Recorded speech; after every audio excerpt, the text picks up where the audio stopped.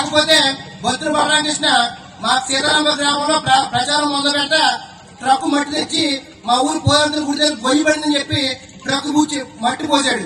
ఈ రోజు ఆ ట్రక్కు మట్టి ఎక్కడ కనబడితే దోపుకి వెళ్ళిపోయి అమ్ముకుంటున్నాడు. ఖచ్చితంగా ఎక్కడ మట్టి దొరికితే అక్కడ దోపుకి వెళ్ళిపోయి అమ్ముకుంది బలరామకృష్ణ. ఖచ్చితంగా కబడ్డారు బలరామకృష్ణ గుర్తుపెట్టుకో.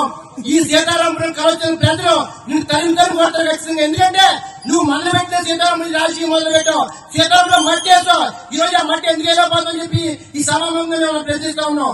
ఎందుకంటే ఈ రోడ్డు 4 ఊర్ల ప్రజల రోడ్డు ఇది. 4 ఊర్ల ప్రజలు కొట్టబడతావు నువ్వు. ఎందుకంటే ఈ రోడ్డు లేకపోవడం వల్ల ఎన్నో వ్యాపారాలు నష్టపోతున్నారు, ఎంతమంది ప్రజలు ఇబ్బంది పడుతున్నారు. గుర్తుపెట్టుకో, నువ్వు కలవతల కొండ మొత్తం దోహించావు. ఈ రోడ్డు సగం పోవడం కారణం నువ్వు. నీ అధికారం వచ్చిన తర్వాత ఉన్న రోడ్డు కూడా మొత్తం నాశనం చేస్తున్న అధికారం వచ్చిన తర్వాత ఏ అభ్యర్థి చూసినా కానీ ఈ కొండని మట్టి తగ్గిపోతున్నావు నువ్వు. ఇంకే ప్రజలు ఇంకా చూస్తా ఊరుకోరు.